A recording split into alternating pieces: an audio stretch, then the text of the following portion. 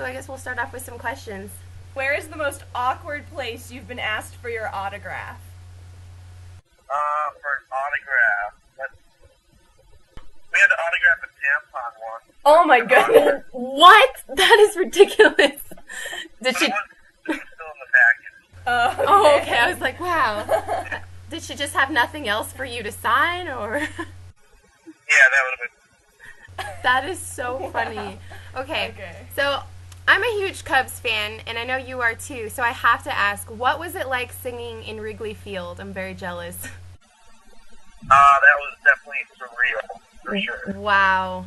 That is so cool. Growing up, going to games there, watching the games on TV, just to be out on that field, all the players right there.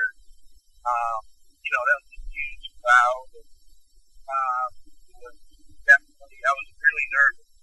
I bet. I'd like to forget the words or something, but I ended up doing it, and it turned out great. So I made it. That is awesome. Yeah, I love Wrigley Field. My parents, they were telling me, they were like, oh, you get to interview Tom? Tell him that since we've never had a wedding and we're huge Cubbies fans, tell him to arrange us to get married during the 7th inning stretch on Wrigley Field. I was like, I'll try, Mom and Dad. I don't think I could pull them. I know. I told them that they were just laughing. They said that's cool. Okay, speaking of baseball, I understand that you and Dave from the band were on the same Little League team at one time. We are. Actually, not so we're on the same team, but we played in the same league, so we were on the same, all-star team together, but I think we were on, rival teams. Oh, okay. That is so funny. Were you guys friends during that time, or did you figure that out later? What's that? Were you guys friends at that time, or did you find out about that later? No, I think it wasn't until we went to high school and we became friends. I was like, wait a minute, you were on, this team and we played baseball together, blah, blah, blah. That's We cool. remembered each other once we realized. It's a small world. That's really cool. Okay, Yeah. so we'll talk about some music now. Sorry, we just had to ask you a few random questions. So we'll talk about songwriting for a minute. What did it feel like when a song you wrote, and we're talking about Delilah, of course, became a hit years after you recorded it? That's very rare. That's so cool. Yeah, we'll take what we can get, It's like, of course, you don't expect that to happen that way, but the fact that we released the song on, small independent labels, they weren't able to push it to radio or anything, but just the power of the song itself, it kept itself alive. Oh, yeah. It was everybody's profile song, and, it was really like the band that determined the life of that song, just wouldn't go away. Even when we got signed, we put out a song called Hate on the radio. It did really well. Oh, I remember that. Mm-hmm. Yeah, it was time for a second single, and Delilah was still going and going. So we decided to give that one a shot because it seemed like that was, everyone who heard the song, it was like their favorite song, and, just everybody loved it. We put it out on the radio, and it worked. Yeah, it'll definitely be playing on radios for many years to come, so... Speaking of Delilah, though, were you guys ever worried about becoming a one-hit wonder with Delilah? No. I mean, it's like, it doesn't matter if it's Delilah or any other song. We always wanted to get to this point, and, you hope every band, I'm sure, hopes they get a hit song, It's just a matter of continuing that and writing more songs that people will relate to and people will want to hear. So, hopefully Delilah will be the first of many. Okay. Exactly. Was it a conscious decision to gravitate from your earlier punk sound to more of a retro vibe? What brought that on? I love it. Yeah, well, he's kind of had this, a retro kind of a feel, the writing-wise. It was always influenced by, 50s, 60s music. But we just kind of grew up playing with, in more of the punk scene, so that's kind of what we grew up doing, that's what we're used to playing. So we had more of a punk edge to our music. But, it's like the older we get, the more I write and everything, it's like we decided to really try to just kind of,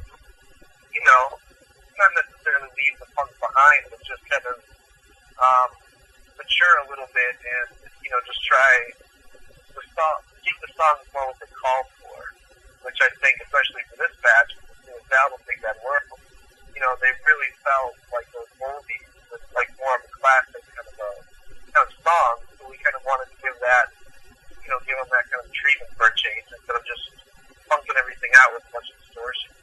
No, I love it. Yeah. It's such a timeless sound. I mean, they're definitely, it is a vintage feel to it. So good job with that. You guys did a great job. As a creative writer and performer, who influences your writing? I mean, there's probably a lot, but Yeah, I mean, anybody from the Beatles to Michael Jackson, Bruce Springsteen, Tom Petty to Green Day, Weezer, the classics. I mean, anything great, anything you hear on the radio. I mean, I just bought the new Flow Rida CD, and I haven't listened to it yet, but I love the songs that I've heard by him, Yeah. Just good music. That's awesome. It doesn't matter if it's punk or if it's indie or if it's pop or rap or whatever. Good song is a good song. Okay. Sorry.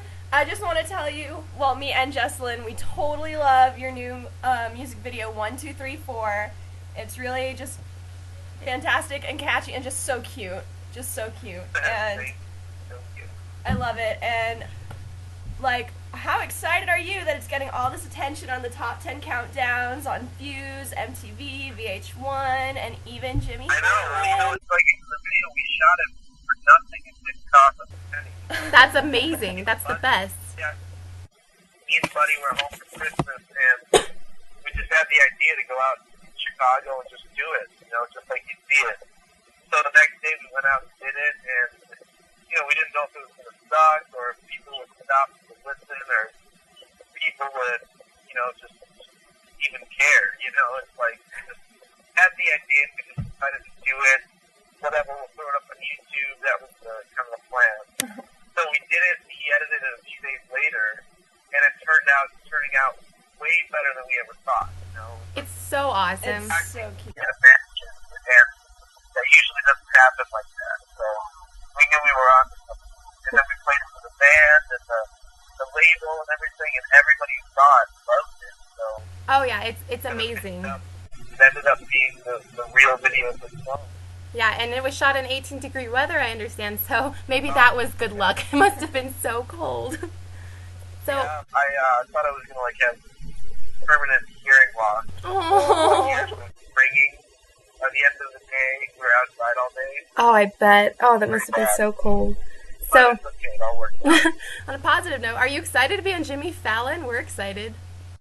Yeah, this show is cool. I've only watched it a couple times since it came out, but definitely cool. All those late night shows, shows are always fun. Definitely. We got to do Conan a couple months ago. We've done Leno. If you could get one message out about the Plain White Tees that people may not know and that you want people to know, what would it be? One message. Yes. Is that what you said? Yeah, one message about Plain White Tees that you don't think people might know, that you just want people to know about your band or your music. I mean, I don't know. We always try to be pretty positive. It's like there's always a sense of hope in our music, I think. And that is,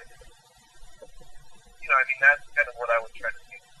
Like, what's the writing songs and making people listen is you're not going to give them something to walk away with, try to feel better about their lives or, inspire them.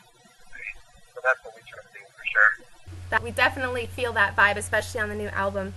Thank you so much for your time. We will be at the show. We're really excited. We love you and we can't wait to see you. Definitely. The buzz is on campus. Everyone's talking about it. There are posters everywhere, so everyone's really excited.